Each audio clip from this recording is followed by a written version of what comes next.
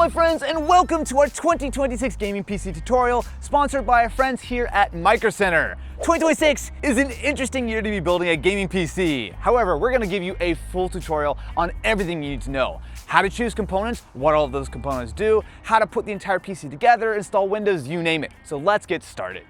To begin with, I always like to start with the CPU. This is one of the most important components of any build for a few reasons, because not only is it essentially the brain of your computer, it's handling the processing, it's running your programs, and it's really the first thing you should nail down, because once you choose your CPU, it dictates everything else you're gonna pick. You've got two options here, AMD or Intel. Now the good thing is you really can't go wrong with either, as they're both solid. Now the thing you do need to pay attention to is the socket you choose and the generation. Now we'll get into this a little bit more when we get into motherboards, but essentially, while many components in your PC build are going to be universal, the CPUs are not. Your CPU and your motherboard have to be compatible. This is non-negotiable. For this build, I'm going with the AMD Ryzen 5 7600X. This is a great mid-range option. It's even better if you grab it with the Micro Center bundle. We'll talk a little bit more about bundles later, but if you're shopping at Micro Center, the bundles are a way to save a good chunk of money. Next up, we have the CPU cooler. Now this does exactly what it sounds like. It cools your CPU. Now you don't always actually have to buy a CPU cooler, as many entry-level processors do come with one in the box. Now it's a stock cooler, so it's not really going to be fancy, but it will get the job done. High-end CPUs though are a different story, as they typically don't come with a cooler, as they have higher power requirements than something that a little dinky cooler could handle, which means you're gonna wanna buy something separate. Regardless, your CPU box will normally say whether or not a cooler is included in the box. Since our 7600X doesn't come with a cooler, but it also doesn't need anything super elaborate, we're gonna go with this, the Thermaltake Assassin X120 Refined RGB. Now coolers generally fall in one of two camps, air or liquid. So this is an air cooler, which is essentially just a fancy fan and a heatsink. It's not exactly exciting, but it will get the job done. Now liquid coolers do the same thing, but instead it uses liquid running through tubes attached to a radiator and a pump instead. Now again, both air and liquid do have their pros and cons, but for a mid-range build like this, air cooling is totally fine. Now if you want to know more about liquid cooling, we actually covered this extensively in our 2025 PC tutorial, so you can feel free to go and check that. Okay, so now that we've got our CPU picked out, our next step is to choose a compatible motherboard. Now this is really important. You have to make sure that the socket matches your CPU. Unlike most PC components, motherboards are not one size fits all. For this build, we're using an Asus B650E Max Gaming Wi-Fi board, which importantly does use AMD's current AM5 socket. Now the older AM4 is still totally viable with great support, and if you got a smaller budget, it's totally worth it. But if you can, I would recommend sticking with AM5. This is more modern, so you're much more likely to be able to upgrade your CPU with this same board down the line, and you get newer features. On the Intel side, you'll see sockets such as LGA 1700 and LGA 1851, which is the most current socket as of recording this video. Now I will say that the easiest way to check compatibility is not by looking at the box, but you can also just check the Micro Center PC Builder tool on their site. It really is a great way to get a quick check on how things are actually going to work together. One more thing, size matters here. Motherboards typically come in full ATX, micro ATX, or mini ITX sizes. All you really need to know is that you need to choose the one that fits your case. The way to think about it is, smaller boards will always fit in larger cases, but larger boards will not fit in smaller cases. You know, feels pretty self-explanatory. Big things do not fit in small things. Could probably find a better way to phrase that, but I'm not going to. That's fine. It's fine.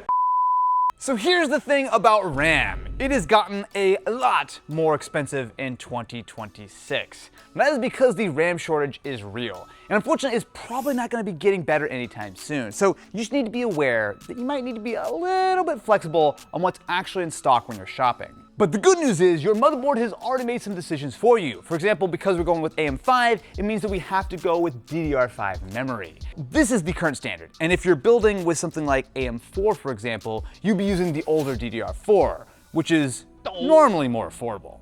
Now beyond that, you're looking at things such as speed and capacity. Again, in 2026, capacity is a bit of a luxury. 16 gigabytes should be the absolute minimum you want for a gaming PC, and while 32 gigabytes is nice, depending on how expensive it is, you might want to live without it. And for this build, I'm going with 16 gigabytes of G-Skill, which is part of the Micro Center bundle. That bundle brings the price down a lot.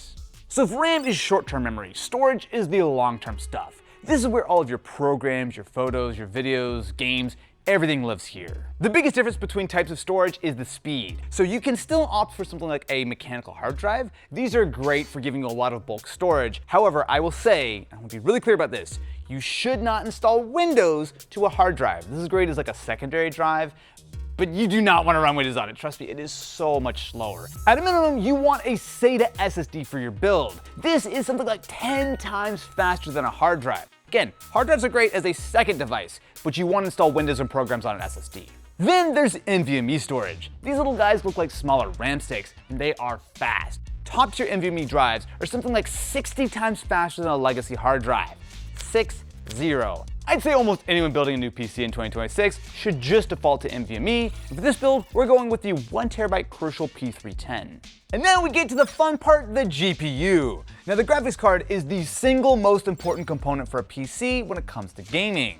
Like how the CPU processes general data, the GPU specifically handles, well, graphics data. The GPU decodes video, handles the bulk of gaming, and it can even do stuff like local AI tasks. Usually, everything else being equal, the more powerful a GPU is, the more FPS and resolution you can push in games. The best way to choose a GPU is to look at the kind of games that you play. So for example, Arc Raiders requires a minimum of a GTX 1050 Ti or a Radeon RX 580, both of which are pretty old at this point. But the recommended spec is an RTX 2070 or a 5700 XT, which is much closer to a current mid-range GPU. So I'll be choosing the Gigabyte RTX 5060 8GB for this build. But if that was just a big old soup of letters and numbers, don't worry. A GPU name is traditionally just the brand, the generation, the tier, and then sometimes there's actually a little identifier, so you might see something like a TI on the end. Another important thing to note is the VRAM. For this card, we've got 8GB, which again is a little bit on the lower end, but given our budget, it should be fine. Now 12 or even 16GB would be nice to have, but here's one of the conundrums when it comes to building a PC. You can always spend more. It's always better to have a nicer CPU or a better GPU or whatever the case is, but at a certain point, you do have to consider what your budget actually will allow for. High-end CPUs and GPUs are great, but they're a nice to have, not a need to have.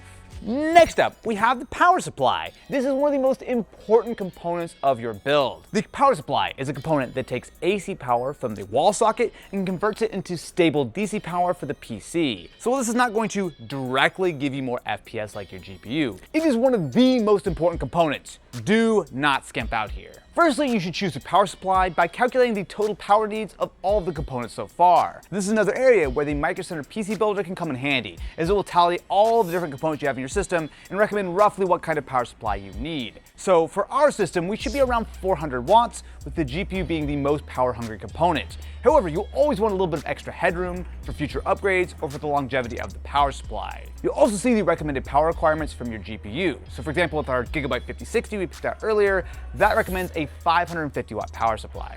We're going with this, a Corsair CX650M power supply. Not only is 650 watts more than enough for the build, but this also does have an ATX 3.1 connector. Now that is important, as we'll discuss later when we actually get into the build, for modern NVIDIA GPUs. Now you don't have to have this, as typically the GPUs will have an adapter in the box, but it is really nice to have. One last note, power supplies typically have ratings such as 80 plus bronze or 80 plus gold. Now these just mean how efficient the actual power supply is. Now I want to be clear, a higher rating doesn't necessarily mean it's a higher quality supply, but it can be a useful indicator. Trust me when I say, you do not want to skimp out on the power supply. The worst case scenario is that a power supply that is a little low quality can do some real damage to your system. Finally, we have the case. This is the most aesthetic part of your PC build. It's really the spot where you have the most flexibility for not only the case itself, but also things like fans, RGB, all kind of fun stuff. But don't forget that the case still needs to be a good case. You still need airflow, you still need enough space to actually work in, but as you can see at Micro Center, there are a ton of options. For our build, we're going with this, the Lian Li Vector. Not only is this a full-size ATX chassis, it should be easy to work in, it also has a lot of glass, plenty of airflow, but I want to be clear that there are so many options out there. So remember in the motherboard section where I was talking about mini ITX, micro ATX, and ATX, the different sizes of boards? Well, this is a little bit of an example of what the actual systems would look like. So this is a full-size ATX chassis, very large, very easy to work in because you got so much space. However, not everyone wants to have a giant tower on your desk. So then you might want to go with something like micro ATX, which is a little bit more of a mid-sized thing. Or if you want to go really tiny, you can go with mini ITX. Again, this is much more so personal preference. The upsides of going with a smaller form factor system, obviously it's gonna be a lot more compact, but typically ITX components like motherboards and cases are a little bit more expensive, and they're certainly a little bit more difficult to work with. But when you're choosing your case, just keep in mind that this is really the most visual component of your build. So choose something that you really appreciate, and choose something that, importantly, is gonna fit in your budget. And so we have all of our components picked out to build ourselves a gaming PC. Now comes the next step, which is to actually put it all together. So I will see you back at the studio. And so, my friends, the first step is to, of course, put all of your components together. Now, I will give a quick mention. The system that we're building here today was, I'd say, about $1,000, just a little bit over that. But as 2026 is going to make it very clear for us, the availability of components and the prices are going to be a little bit variable. So I will have links to all of these in the description, of course, at Micro Center, but my goal for this tutorial is to keep it as broad as possible. So I always like to start with the case. So not only is this a good spot to kind of get your power supply installed and whatnot, but also I like to get it out of the box because the case box is a great place to put your trash as you build. I will highly recommend that as you go through your process, don't actually throw anything away until you know your system is fully functional. So putting all your stuff in the case box is really helpful. So generally you'll need a knife just to cut open all the boxes. And the only tool you'll need is just a Phillips screwdriver. So I've got an LTT screwdriver here. Although sometimes you actually might want a slightly smaller one depending on how compact your build is. Especially if you're working with like an ITX case, sometimes a screwdriver like this is a little bit too big. Expect that this build could take anywhere from, say, maybe like 2 to 6 hours, depending on if you've done this before and the complexity of your build. The only thing I would really recommend as you're sort of getting yourself ready is that make sure you have a nice workspace to actually sort of build on. You know, if you were going to, say, build this on your dining room table and everyone's gonna be eating dinner in an hour, it sucks to have to move everything off. So this is our case. I'd recommend to open up the top of the box and just tilt it down. So cases, as you might expect, are generally made out of a lot of metal and a lot of glass. And so you just wanna make sure that the box is not sort of dented in and whatnot. Most of the time, especially if you're buying from Micro Center, that's not an issue, but it's always just a good idea before you get super deep and realize that there's some giant scuff on the side of your case. So I actually really like this case because not only is it very open, I actually find white cases easier to build in because the thing is when you're building in a black case, especially if you don't have great lighting, sometimes it's a little hard to see things. Now, one of the things we need to do before going any farther is just open up the case. Use my thumb instead of a screwdriver because I'm stubborn. One little tip, especially if you have a glass side panel like this, don't take off the plastic yet. You'll get it all smudged up when you're going like putting it in and out. Keep the plastic on till the last minute. And you can see this back panel is actually nice because it's actually got quite a lot of mesh. I really like the way they designed this case, especially because they've got it pre-installed with 4 ARGB fans. Sometimes you need to buy separate fans, you wanna like swap them out. You can definitely do that. And this has all of your hardware. So all this hardware is going to be very helpful pretty shortly. All the screws and everything are in this organizer already. So as you open up all the plastic bags, you can just put them, oh my God, they even give you little like dividers. Oh, that's actually really nice. I got it, I saw it, and I got it before it was a problem. We have our instruction manual. Sometimes these are helpful. Sometimes. So what you'll see is that our motherboard is gonna go right here. Graphics card is gonna go something like this. And then if you had something like an all-in-one liquid cooler, that would typically be installed up top. We flip it around, the basement is where your power supply lives. And that's gonna be the first thing that we're going to be installing for this system. Before we do that though, I will just point out, Lee, look, there's a lot of great case companies out there, but Lee typically do things pretty well. Look at this cable management that's already done for us. You've got 4 fans, all your cables largely where you want, your cable ties already kind of in the right position. I will say it makes your life a whole lot easier. I will, however, while I'm back here, take out this. So this is a 2.5-inch hard drive, a really SSD little caddy.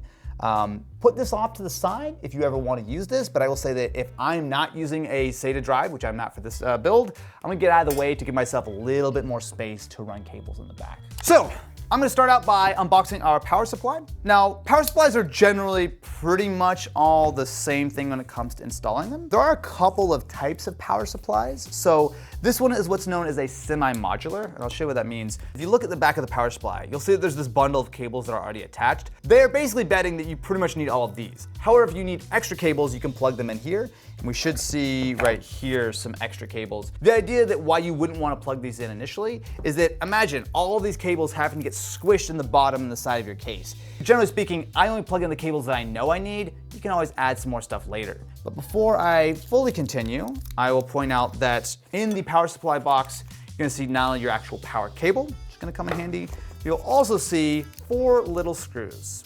And these are important because these screws are how you install the power supply. So when it comes to installing the power supply, the main thing you want to look for is where the fan is. This always needs access to cool air.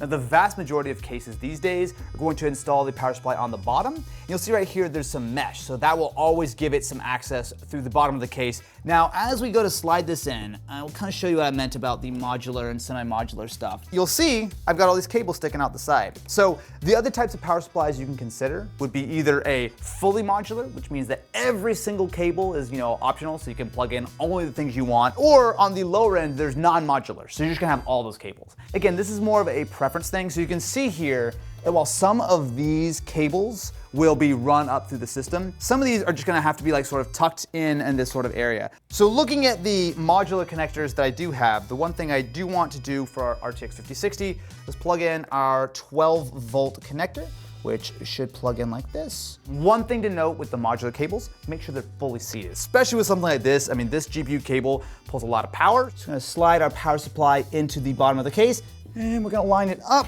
with the back. So you'll see here that you'll have 4 screw holes.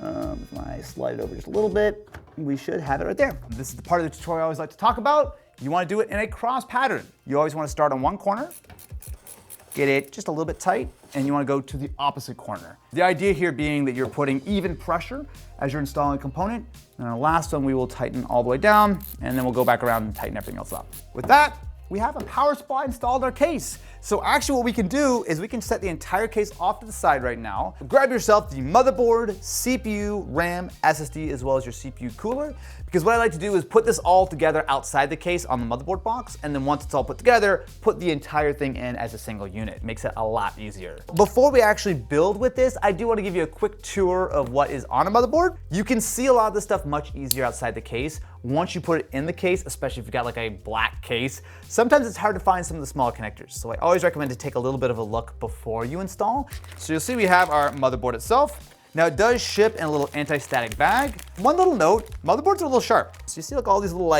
bits and pieces here. They're kind of sharp. So I would generally recommend to try to hold it by the edges or hold it by the IO shield. So let me actually put that down for 1 second. So we have our Wi-Fi antenna. Not all motherboards have Wi-Fi, but most do. Underneath this, we will grab ourselves some extra screws, bits and bobs. You will have a quick start guide and some SATA cables. So we're gonna put all this off to the side. And what we're actually gonna do is we're gonna build the motherboard up on its box. So starting at the top left, you're going to find your CPU power. Now this actually be different based on the board. So sometimes you only have a single 4-pin, sometimes you have an 8-pin like this, sometimes you have a 4+8, sometimes you have an 8+8. I will say generally speaking, a single 8-pin is all that you really need. So for a build like this, we're gonna plug them both in, assuming I have the leads from my power supply, but if you only plug one of them in, usually it's fine. The extra power is much more so if you've got a really high-end processor, you're doing overclocking, that kind of stuff. Over to the right, you'll see a couple of these 4-pin connectors. These are for fans. So you'll see here that this one is for the AIO pump, this one is CPU optional, this one is CPU fan. So what we will be doing with our actual cooler is we'll be plugging in this fan into this 4-pin. Now the reason why there's 3 is that if you're using an all-in-one liquid cooler, you would want to plug the pump into this little connector. It's the same connector, right? So you plug it in, it looks the same, you can plug a fan into it. The main difference is that when you plug in the pump versus a fan, the motherboard knows that that's a pump and knows that that just wants to stay at a constant RPM. If you had, say, maybe 2 fans on the cooler, which this one only comes with 1, but usually you can mount the second one if you wanted to, you plug it into that. Over to the right side, we'll have RGB. RGB is an integral part of many builds. However, I will say it's a little bit annoying. So the different standards, so there's a 5-volt, some types of RGB actually use their own little hub and whatnot. This has 2 of the connectors right here.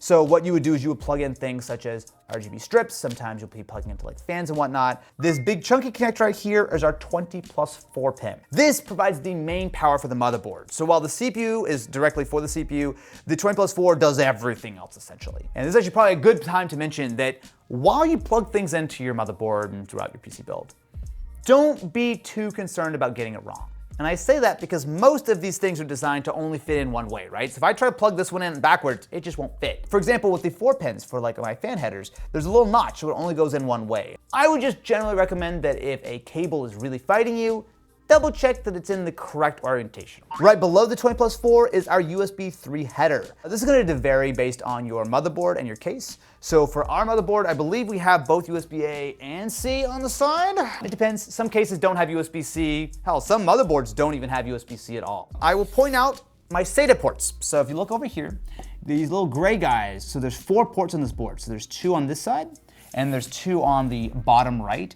These are all for things such as hard drives, such as SATA SSDs, as well as for some other things like if you're using maybe like an optical drive or something. I would say most builds at this point probably don't use SATA at all. On the bottom right, these little tiny connectors here are your front panel connectors. This is something you should actually take a second, actually while the board is out of the case, maybe use your phone and take a quick picture. Because if you look on the very bottom, there's a little diagram. You'll see here on the actual manual, they'll give you a pinout as well, but I always appreciate being able to actually look at them individually. Some cases have this in a block, so you could just plug it in as one, but a lot of cases will actually give you the individual cables, so you gotta like flip them the right way and sort of plug them in. This is for stuff like your power button, your reset, your LEDs, a lot of things that aren't critical, like it's not gonna break or whatever if you don't plug it in, but also if you don't plug in your power button, guess what doesn't work? Over here, you'll see that there's these 3 little 9-pin connectors. These are for USB 2.0. Some cases, again, will have USB 2.0 ports, like maybe on the front panel, but what you usually use this for are things such as hubs. So for example, a lot of liquid coolers will have a little USB hub, or even sometimes fans will have a little USB hub, and so that will plug into one of these. This board has 3, which is very lovely. Down here, you'll see channel fan 2, channel fan 3, and channel fan 4. These are physically the same as these fan headers on the top. What you'll do is if you're plugging in individual fans, you would just say plug in your CPU cooler to the one that says CPU. And then if you have 1, 2, 3, 4, or however many individual fans in your case, you just plug those in directly. Again, for a system like ours, normally there's actually just a little like sort of like breakout box. Over here, we're also going to have our front panel audio. This is pretty simple. This is going to run something like the headphone jack or the microphone jack on the front of your case. Coming back up toward the top of the board, you will have your CPU socket. So this is where your CPU is installed. To the right of that, you'll see your RAM. RAM is one of those things that, depending on the board, will either have 2 or 4 slots. Technically, if you're doing a really high-end build, you might have more, but almost every gaming board is gonna have 2 or 4. And we'll explain how to do that, but the main thing you wanna look for is that you might wanna open up your little notches. And then if you look on the side, normally they've got it printed, yeah, right here. They'll show you which one to do first. So for example, this one, you wanna do A2 and B2 first. This basically just means that if you're installing, all 4 sort of modules of RAM at the same time, it doesn't matter. But if you're doing 1 or 2 like we are, you wanna put them in the correct slots first. Now coming over to the bottom part of the board, you'll find your PCI slots. So this is where you will install your graphics card. This is also where you'll install additional things like maybe like a capture card or something. Now, a note here, this is a regular ATX motherboard. So you'll have 1, 2, 3, 4 on this one. However, if you're using a smaller motherboard, typically you'll have fewer. In fact, you will always have fewer. And if you're going with all the way down to like a mini ITX board, normally you just have a single slot. The vast majority of PC builds, ours included, are only going to use the top slot. This one is now going to be your faster slot, but it's actually made out of metal. And that is because graphics cards these days have actually gotten really big and heavy. So that metal is actually there just to make sure it doesn't sag. Last, but certainly not least, you want to install your SSD. So for this system, we actually have 3 different slots. So there's the little M2 on the top, which actually has the heat shield already pre-installed. So I'm gonna go ahead and take that off and show you. This is an area where you might wanna check your manual based on what kind of SSD you have.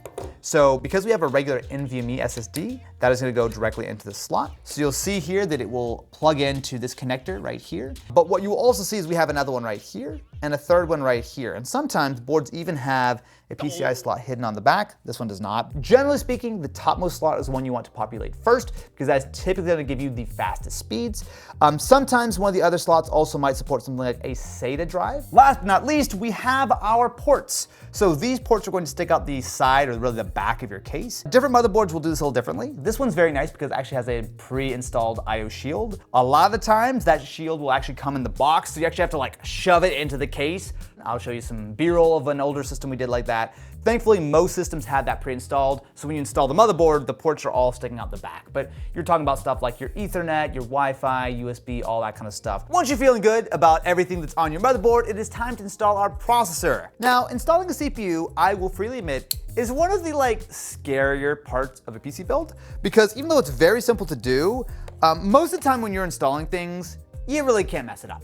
When it comes to a CPU, you can maybe messed up a little bit. Just don't rush, don't be impatient, or what's the opposite of careful?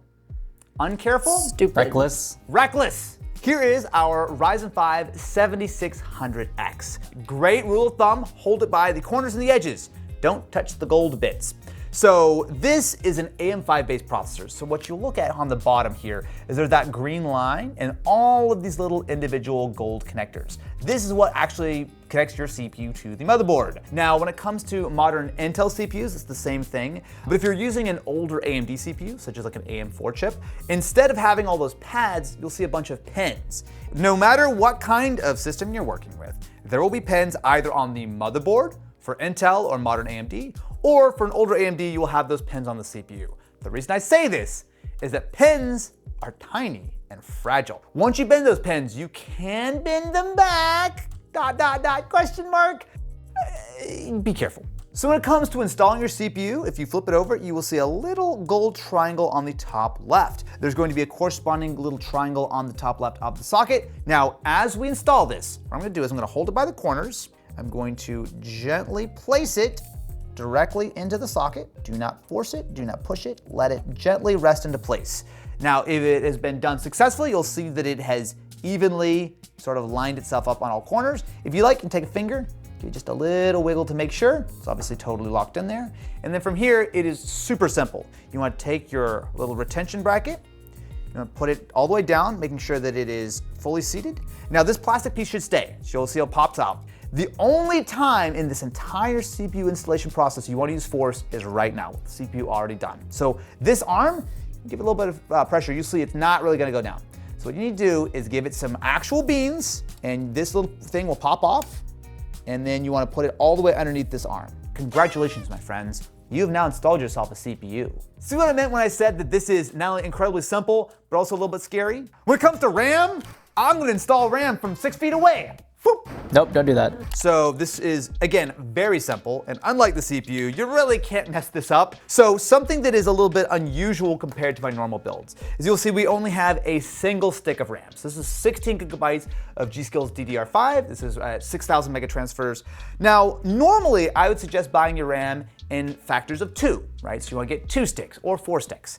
Now, 1 will work. There's going to be a slight performance penalty. However, in the year of 2026, when this stuff is as good as gold, I will say that it is a acceptable answer to go with a single stick for now, and you can always expand later. So again, like we mentioned earlier, there's going to be this little thing on the board which shows you which ones to do first. When it comes to RAM, it is very simple. So you'll see that with all these little gold contacts here, don't touch them by the way, there's a notch that's about halfway, not quite, but about halfway. That notch is going to go into its corresponding little notch on the motherboard. One thing that I see a lot of people do for their first builds that is frustrating is you can cross it up. So you can see that that's in correctly, right? But if I wanted to, I could put it like across. So you see on the angle here, it's not straight because you got it in both. It won't work. So for example, if you're a dingus, now I have to flip it around and make sure that it is lined up correctly. So once you've got your RAM properly seated, it is super simple. Take a thumb on both ends, give it some beans, but nothing like too crazy, and you'll hear it click.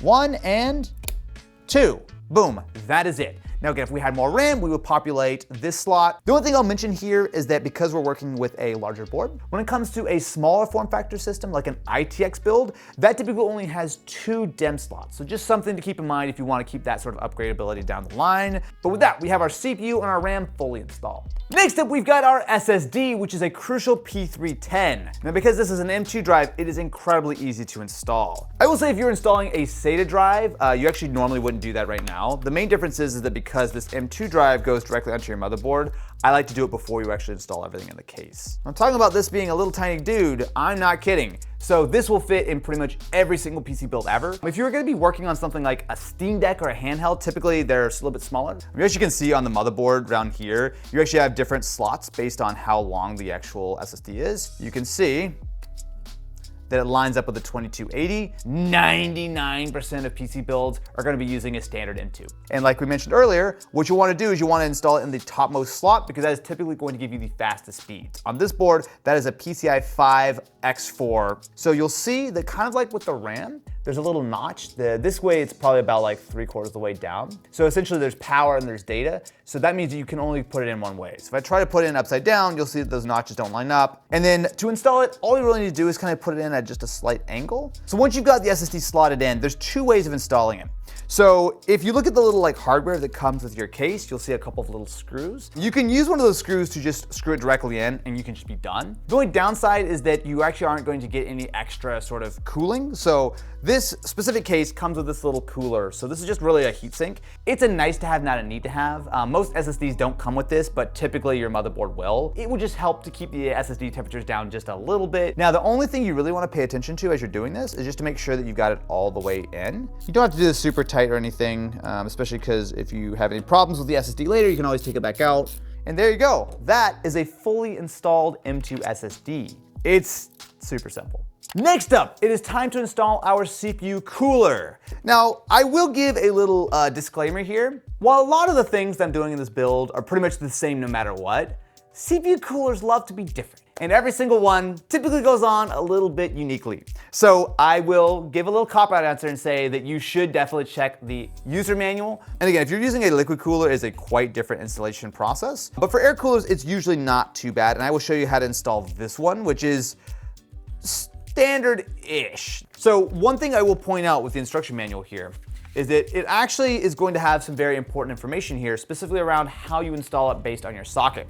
So remember when we were talking inside of Micro Center about the different types of sockets that you can use? Well, that's pretty relevant for this. If you look at my little CPU socket right here, what you'll see is that obviously the socket here for both AM4 and AM5 is very similar. However, if this was an Intel system, the last couple of generations, they've actually changed the size of the CPU, which means you need to follow a different guide and use different hardware to attach it. The nice thing is, generally speaking, CPU coolers are going to support a wide variety of hardware, but as you'll see when we open up the box, they've got a lot of stuff in here that you don't actually need because it's based on different kinds of configurations. We have the CPU cooler itself, which we're going to put down here. So this is what I mean by you're only gonna need like 20% of this based on the build. You can see here that there are black, blue, and red spacers. This is where it gets a little bit more unique based on each cooler. So essentially we know that for our build, we can just tear these off. I can tear these open. You know, I like how in the beginning of the tutorial, I'm like, hey, keep everything nice and easy to find as I dump hardware on a random spot and roll it across my desk. So for this specific setup, I need to keep the back plate on and take the actual 2 brackets off. What I would recommend is with your screwdriver, unscrew these little guys. Keep the hardware just in case you need it in the future, but do it on like a flat surface. The other thing you will need is some thermal paste. We'll talk about that in a second. Normally with coolers, they'll have 2 different sets of brackets for AMD versus Intel. This is actually a universal bracket that works with both, and they have the holes that are just wide enough to fit. They don't even have a whole hole. We also want to make sure we have everything for our fan. So this is a fan that is going to be attached with these little clips. This is pretty much universal. So for this particular cooler, we're gonna take our little spacers and we're gonna put them over the 4 holes on all corners of our socket. That is going to space things out correctly. Then we're going to take our little brackets. So for this one, you wanna have that screw out because what you'll see is that once we're done, the actual sort of cooler will go into those screws, right? So it needs to be facing upward. Because it has little half holes, you kind of have to hold it. And then if I grab one of our screws, use 2 hands. Yeah. Because of the way they've done this bracket, I would recommend to not screw it in immediately. Just do it just a little ways to make sure you're doing it evenly. Now, I would recommend for this one to actually tighten it down moderately because there's gonna be a good amount of pressure. That feels pretty good. And we'll do the exact same thing on the other side with our other 2 screws. It's really when you get into like liquid coolers where it's a lot more complicated. Again, you can refer back to our 2025 tutorial if you want to see how to install one of those. For me, I actually pretty much always, my personal systems run air coolers. So now that you got your brackets in place, with a cooler like this, there's just 2 screws on the either end, right? So if I just kind of test fit it really quick, you'll see it will line up like that. And then what you do is you screw these 2 down. The cooler should be held in place. And the idea is that there's this copper on the bottom, and that is essentially pulling the heat from the very warm CPU, running it through these heat pipes and through all of these fins, and then there's a fan that blows all the heat out. So again, the idea of a air cooler like this versus something like a stock cooler is not that different. It's really just the size and the scale of it as far as how much sort of power and heat it's able to dissipate away. But before we do anything, we want to make sure that first of all, we peel off this piece of plastic, because I'll tell you, the thermal conductivity of a piece of plastic, not as good as copper. Ask me why I know this. Why do you know that? Because you've lived on Earth? So basically all coolers are gonna come with thermal paste. Sometimes these coolers actually have it pre-applied. To do thermal paste, in the words of my good friend Adam, Mr. Yeaster, all you gotta do is draw a happy face. So there's actually a number of methods, but the idea with the thermal paste, it sort of pulls that heat away and it transfers it into your CPU cooler. Because if we just did this, right? So if we didn't put anything on there, we dropped this on, technically your system would work, but it would be running incredibly hot. A word of advice when it comes to installing thermal paste, don't overdo it. So I'm gonna do a little bit on this side for one eye, a little bit on this side for the other eye, it was a little too big, and we're gonna do a big ol' happy boy. Now it's time to squish that face down into being a sad face. Well, if you did it that hard, I would be sad. Don't do that. There's no practical reason to install it one way or the other, except whatever you think will look better in your system. I wanna match the RAM and have the lettering go top to bottom versus bottom to top. When you put it down in the thermal paste, try not to move it. Like once it starts to squish it, you don't wanna be like moving it back and forth because that's how you kind of move it all over the CPU. So as you install it, just try to get it lined up correctly from the top and don't drop it like I almost did. So 1 and 2. And there we go. And then we just need to screw it in. Now remember when I was talking about installing the power supply, you wanna do sort of corner, corner, corner, corner. There's only 2 screws here, but this is where it really matters. If I, right now, decide I'm just going to screw one of these all the way down, the entire cooler will tilt and the other screw will not be able to make contact. You'll see that the way that these go on, so there's a screw, but there's also a little spring. So that spring is there to provide tension. With our hand on the top of the cooler to steady it, and just do a few cranks, all right? So 1, 2, 3, 4. So you'll see that it is threaded, but it is still very lightly in. Now we're gonna do the other side. We'll go 1, 2, 3, 4. I can tell that it is sort of bitten in because it actually is already moderately firm. Definitely not done yet, but that's great. And a little word of advice, 1, 2, 3, 4. This is all aluminum. These can be a little sharp. Just a little word of warning. When you know you're done is essentially when there's no more screw left to go. So 3, 4, you can see that the springs are pretty much all the way down. 1, 2, boom. Not something I always recommend, but I do it anyway. I'm gonna pick it up by the cooler. Wow! That is a motherboard with a CPU, RAM, SSD, and a CPU cooler in. The last step here is just to install our fan. So when it comes to installing the fan, it's pretty easy. There's just a couple of things to look out for. So first and foremost, you actually see there's 2 different leads coming from this fan. So you have your 4-pin, so this is going to go into the actual CPU power, so the one that we pointed out in the top right. But you also have an RGB header. Now this is an RGB fan, so if we plug that into one of these headers right here, you'll be able to, through the motherboard, actually change the color of the RGB. But before we do any of that, you can actually get it mounted onto your CPU cooler. There's not a wrong way of doing this, but you just want to visualize what your airflow looks like, and I can just show you that. So you're gonna have intake coming from this side, so you've got fresh air coming in, it's gonna be running through this cooler, and it's gonna be exhausting out the back. So the only thing you really wanna think about is which side of the cooler you wanna put your fan on. Part of that's for aesthetic, but also make sure it's blowing in the correct direction. If you look at the fan, you'll see that this is the front and this is the back, and the back is the airflow, where the airflow is going. So what I would suggest is for the fan to go on this side so that the air is going through. Lastly, you want to put the fan in the right orientation. So as you'll see, it's a square, so you can't really do it wrong. But what you do want to keep in mind is where your cable runs. If I did it here, this would totally work, but then what do I do with these cables? But if I rotate it around this way, what I can do is these cables are both plugging in on the side of the board, so I want to keep that run as tight as possible. So with that in mind, I'm just going to gently set it here. We use our 2 little clips. So if you were installing a fan, say, into your actual case, you'll see that there actually are screws to do that. But when it comes to actually putting it on a CPU cooler, you're pretty much always gonna be using these little metal clips. So these clips are super easy to install. All you need to do is just take them and sort of fit them through the little holes on your fan. It's not really gonna be super secure, but what you'll see is you've got a little bit of space on both sides. And so now, making sure that our bracket doesn't escape too much, we're going to just pull it over the little fins. What you'll see is that should keep in place. Now, when it comes to a fan, it's not like a CPU cooler and that you need to make it super tight or whatever. As long as the fan is there and not falling off, it's fine. From here, all we need to do is just plug it in. So you got your 4-pin PWM power connector. That is gonna go into our CPU fan. And if we had a second fan, we would be plugging it into the CPU optional right here. And then while we're here, we're also gonna plug in our RGB. Since it's already cable tied, I'm gonna leave it cable tied for right now. And we will plug it in. And so with that, my friends, we now have ourselves a fully installed and ready to go CPU cooler. The next step is to take this entire assembled motherboard and put it in our case. For the best practice, you should actually not install this yet and instead take your power supply, your graphics card, put it all together on your desk, plug it into a monitor and fire it up to make sure it all works. I don't like to do that because it requires a lot of extra work. Alex is like, we should probably do it right. I'm like, now that we're ready to install our tested or untested motherboard, up to you, into the case, it should actually be really simple. We will put our case flat down on our table, keeping in mind that you've got a giant pile of cables here that I'm just gonna tuck out of the way.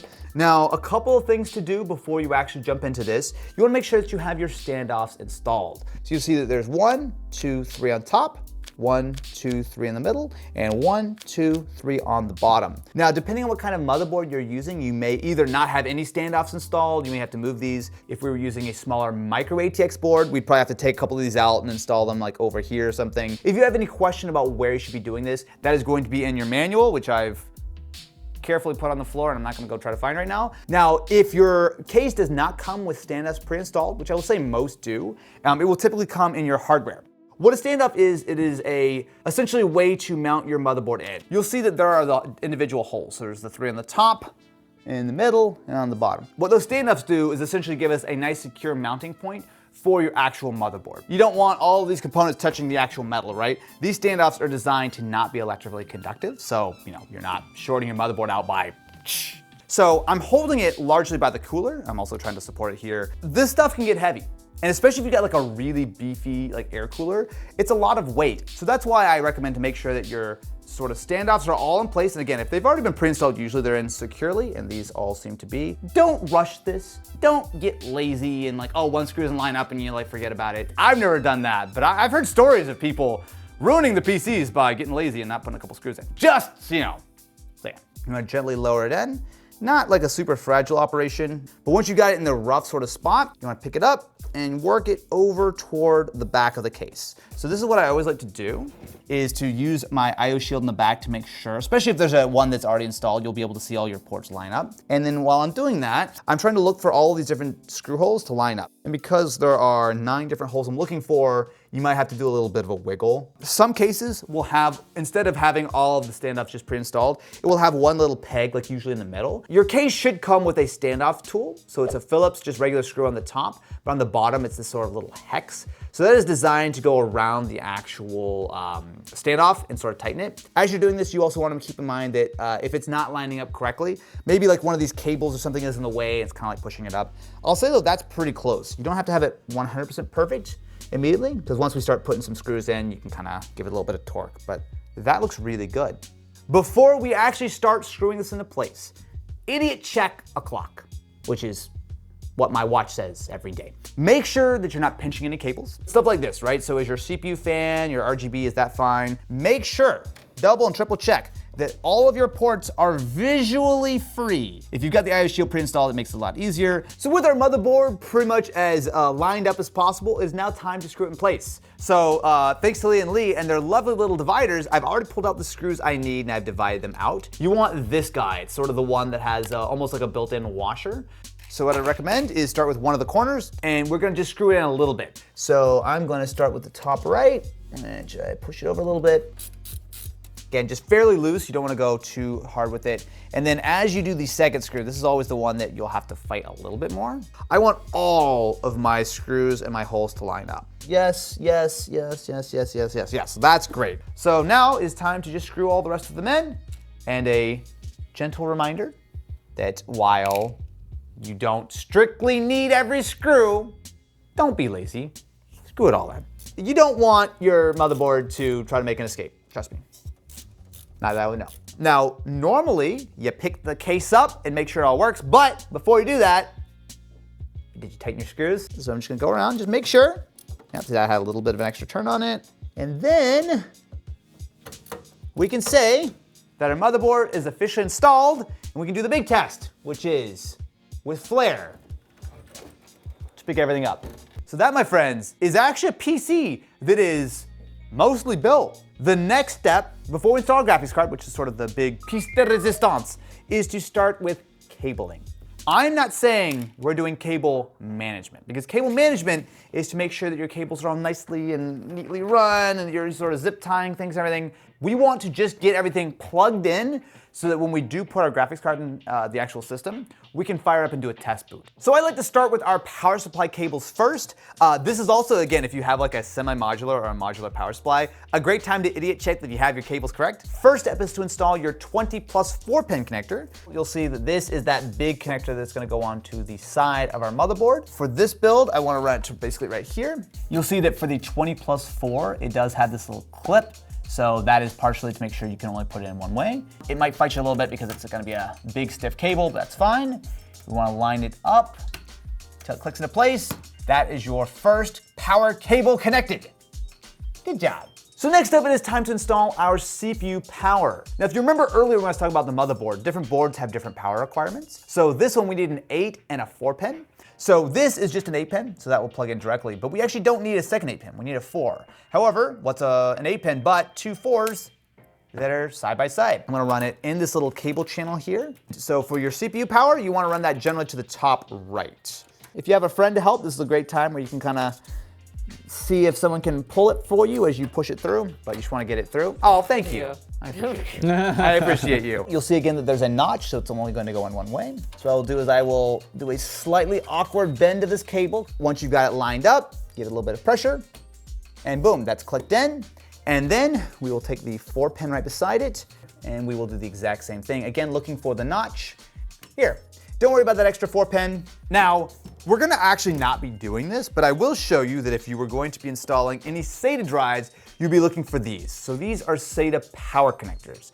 These are coming from your power supply. SATA power is used for a few things: hard drives, SATA SSDs, optical drives. Oftentimes what you'll find on cases, this one actually doesn't have one, I believe, but a lot of them will, is you'll need this for powering like a hub. We're gonna take advantage of our nice little basement and get that cable out of our way. While I'm down here, I'll also show you our graphics card cables. So again, this is coming from the power supply. So because we're using an NVIDIA 50 series card, which is of course the more modern sort of spec, this is using the ATX 3.1 connector. However, if you're using an AMD card, an older NVIDIA card, an Intel card, you're gonna be taking advantage of these. So these are going to be very similar. So this is your 6 plus 2 connectors. This looks almost the exact same as your CPU power, except that the CPU, it's 4 plus 4. This one, as you can see, also says PCIe. So depending on your specific graphics card, it will require different levels of power. For right now, I'm gonna just go ahead and tuck this out of the way. So that's all of our power supply stuff, right? So we kind of leave that off to the side. But on the actual case, there's a whole bunch of cables. Now, thankfully, Lee and Lee have been very kind and cable run these already for us. So traditionally, you'll have things like for your USB ports, your audio, a lot of the things that when we were walking around the motherboard, a lot of those things are gonna come from your case. So starting out with the big bulky guys, we have a USB 3.0 connector. This connector is poorly designed. It has been around for over a decade now. This little connector will rip off sometimes. Not right now, but when you ever go to take it out of the motherboard. Just be careful with this guy because you can bend the pins, you can actually just break the thing off. It is such a pain. Beside that, you have a much better design connector, which is for our USB-C. Again, what we showed on the motherboard, it looks like it's the same. It's actually slightly notched, so only it's gonna go in one way. Then we also have our front panel connectors. So the nice thing about this case and most cases right now is that they come on a little brick. Older cases would actually have these all as individual little pins, which is annoying. And you got an almost identical looking HD audio connector right beside it. So both of these are 10 pin. But if you look at them side by side, you'll see that they each have 1 pin knocked out. Outside of that, the last thing we've got here would be all of our fan connectors. So you'll see that for what Lee and Lee have done is they've got 4 fans that are already pre-installed. Because it's all daisy chained together, even though you got all these cables and connectors everywhere, all you gotta do is really find the end. And when you look on the end, you will see, surprise, surprise, our happy little 4-pin PWM connector. So even though you have all these fans, theoretically, you plug the single cable into the board and you're good to go. Same thing goes for the RGB, which is, again, same thing. It's all daisy chained together. So you just need to plug these into our motherboard wherever the sort of best slot for that is. The other thing you should double check is that everything is actually connected. Sometimes something can come loose. Normally, you'll find that out when you go to test boot things and maybe 2 of your 3 fans spin up. Super clean. Honestly, I think it's actually time to start plugging some stuff into our motherboard now. So remember that point about 37 minutes ago in the tutorial where I was walking you through the motherboard and I said, hey, keep a mental note where all these different connectors are, because once you get in the case you can't see as well. Hey, I hope you were paying attention. So first of all, we're going to pull our USB 3.0 header. Now this is again one of those connectors that is notched, so it's only going to go in one way. Please be careful. Put it in straight. So as you do this, just make sure that you've got that notch lined up here. Boom. While I'm here, I'll also pull my USB-C cable through. One side is like a little eye, and this other one has just the ever so slightly smallest notch knocked out of it. I'll be honest with you, instead of trying to figure out which one's which, I just try it, and if it fits, great. Like, there you go, perfect. With that, you have all of your front panel USBs all hooked up and connected. While I'm up here, I'm now going to plug in not only the RGB, but also my fan header from all of the case fans. I'm gonna plug it in right up here on the top right, and you'll see that it is a 2-pin on the bottom and 1 on the top, so it should theoretically only go in one way. So I'm gonna make sure that it is fully seated, and then there we go. Now it is in.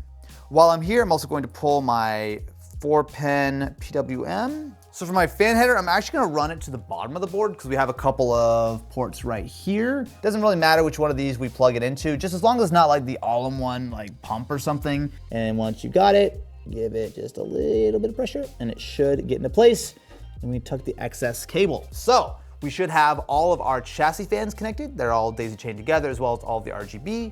And now it is time to run some of our additional connectors, such as our front panel. So I'm gonna pull my front panels right here. That's typically going to be on the bottom right side of your board. If you do have a case that doesn't have it on the brick, you'll have all of them as individual little cables. So we'll show some B-roll of what that looks like from one of our previous tutorials. Theoretically, it will just be fine. Next up, I'm going to run our front panel audio, which looks almost the exact same. So that is always going to be at the bottom left of the board. That is going to be our front panel audio. It is again going to be a 9-pin connector. This is pretty much just to make sure that all of your front panel audio works. That should be that. One little note as you do this, so you'll see that like I'm putting some like moderate pressure on things.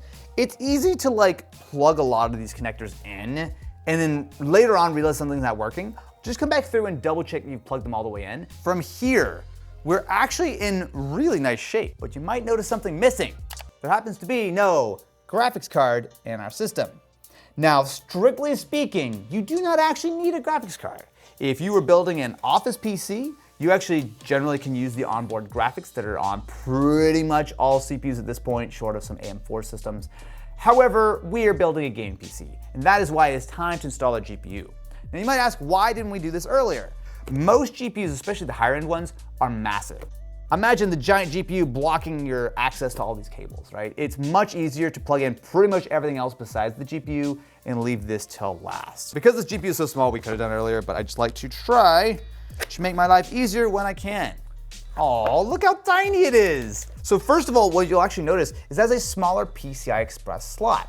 So this is electrically an 8X as opposed to a 16X. So if I actually pull out a big chunk of GPU, which you can see just how truly massive most graphics cards are these days. If I pull this out, you'll see that on the bottom, you have the full 16X slot. That is, again, the vast majority of cards that you get are gonna have that full 16X slot. What's unique about this card is it actually uses the older school 8-pin connector. There's nothing wrong with it at all, really, except that traditionally when you're using like a big GPU like this, you would need to plug in 2 or 3 of them. Normally what you would do is you would actually have a little like, literally just like a little stand that will kind of help to keep the GPU from sagging because it's so heavy. The only thing we need to do before we actually install it is to open up our PCI slot covers.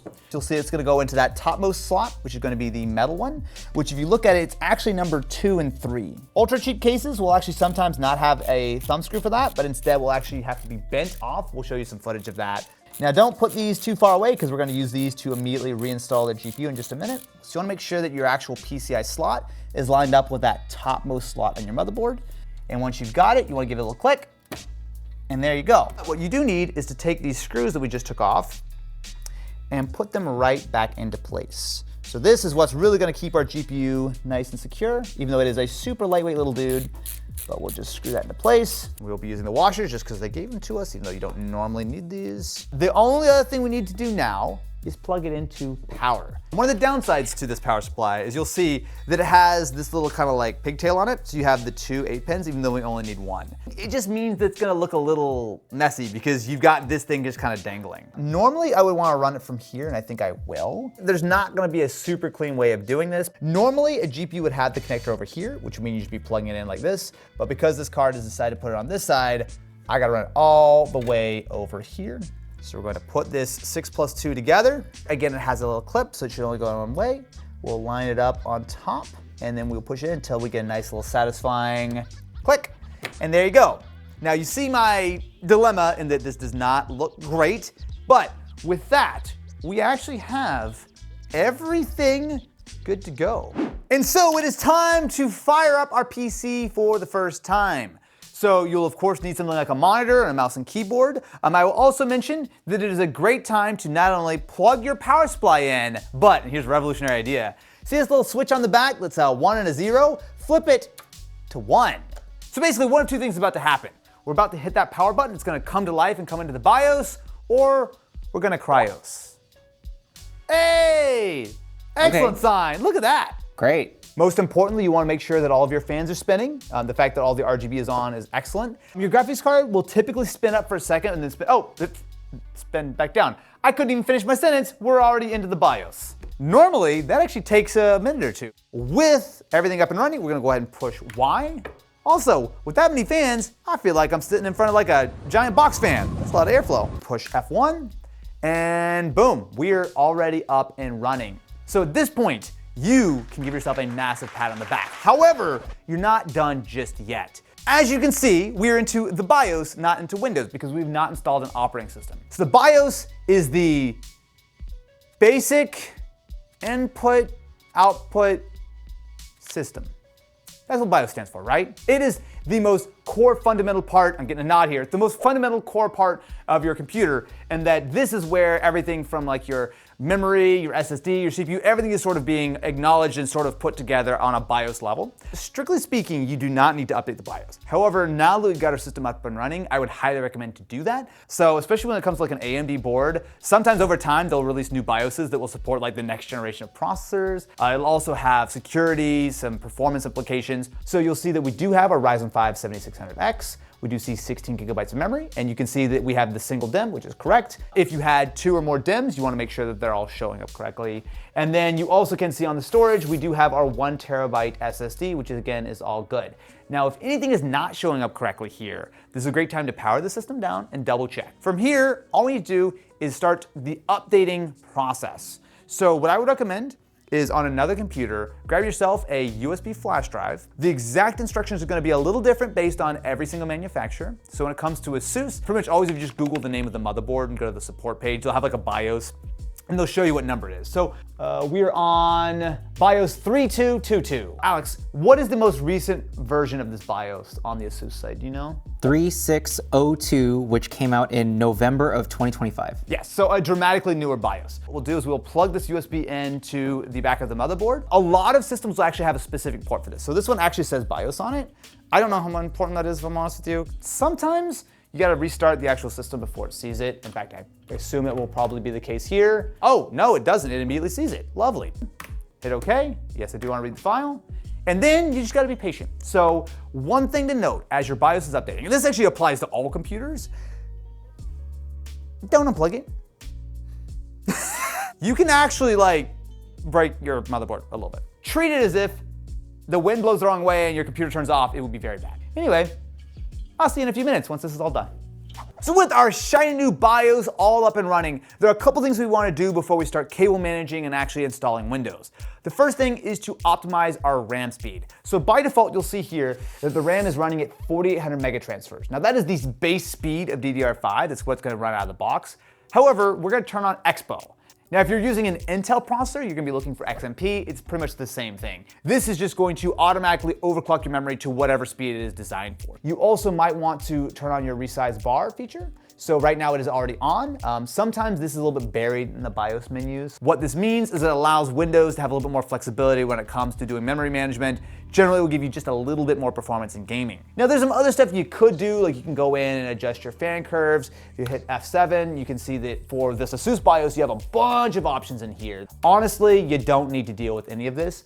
All you need to do is hit F10 to save, and hit enter, and then all those settings will be saved. Whenever you do a new BIOS update, oftentimes it will wipe those settings. So anytime you do a BIOS update, just make sure that you've got your XMP or your Expo memory settings set. Now we're up and perfect. Yeah, so you can immediately see our memory is now at 6,000 megatransfers. Everything is up and running. So with that, we can actually go ahead and turn the system off, and we're gonna unplug it, most importantly, and then it is time to do a little bit of tidying up of the system. So when it comes to cable management, this is technically optional. I also don't think it is a complete disaster, right? Because one of the nice things about this case is that you can see here, we've got all these like little cable channels here.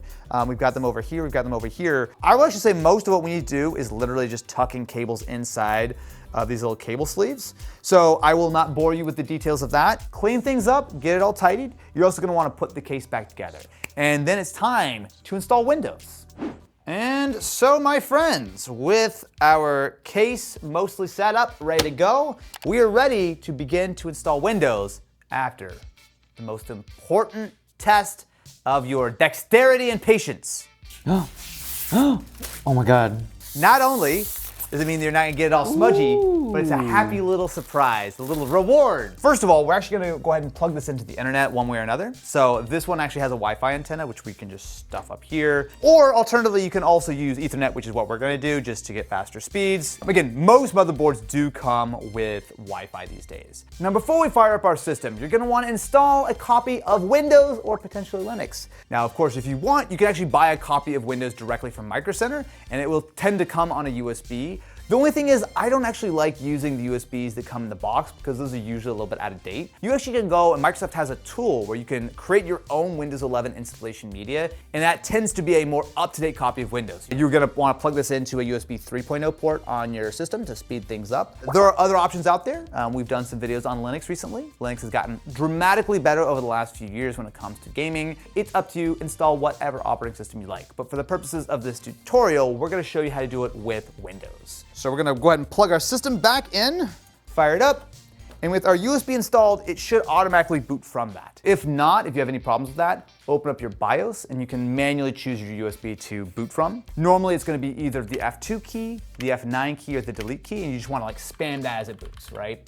So for example, you can see here, I was able to jump back into the BIOS. So theoretically, it should see our Windows USB installation device, theoretically. Almost. There we go, question mark? We'll hop into the BIOS real quick.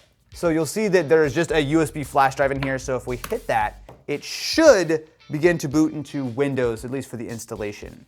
Now at this point, we're gonna go through the Windows installation process. Just choose whichever version of Windows 11 you have a key for. In this case, we have Windows 11 Home. So you'll see here we have disk 0 at 931 gigabytes. That should be the SSD we have in the system. The other drive you see here, that's actually our Windows install USB, so we don't want to install it to that. And then it should begin to actually copy Windows onto your SSD.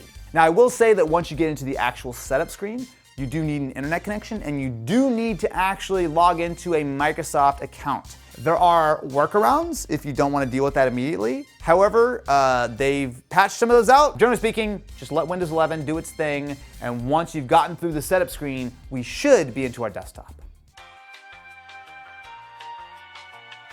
So now that we've gotten through the very lovely Windows setup, it is time to install some drivers. So one of the things that's very nice about this motherboard is you'll see that the ASUS driver hub has immediately popped up. So I'm going to say yes and let it start downloading stuff in the background. However, if this does not show up, which normally it doesn't, some motherboards are different, what you want to do is you want to Google the name of your motherboard. So when you do that, you'll land on the actual site and look for support. Not only will you find the BIOS there, which is what we needed earlier, but also you will find all of your various different drivers. Now you don't have to download all of them, but stuff like Wi-Fi, Ethernet, chipset, that's all very important. Oftentimes they'll also try to give you some extra utilities that you might not need. So for example, with Driver Hub, I'm assuming once I agree to the terms and conditions, it will give me an option to choose what I want to install. Oh look, my OneDrive things are here. Yay. So you'll see here that Driver Hub shows up in my browser, and then again, we've got a bunch of options. So do I want the chipset driver? Yep. Graphics driver? Yep. We actually need 2 graphics drivers. Technically, you only need 1, but you need 2, really. So for this system, because we have an NVIDIA graphics card, we want to go to NVIDIA's site and specifically pull the latest driver for our 5060 or whatever card that you have. However, even though you're not really going to use them, I would still recommend to install the AMD graphics drivers. So our CPU has a very wimpy little GPU that is built in. You don't really need this, but it can be helpful to have in your system, for example, for like video encoding, a couple of other things. Actually, that is pretty much everything. I will give them props. They are not giving me any of the dumb utilities I don't care about. I do want to do one thing really quick here, which is to right-click on my taskbar and click on Task Manager.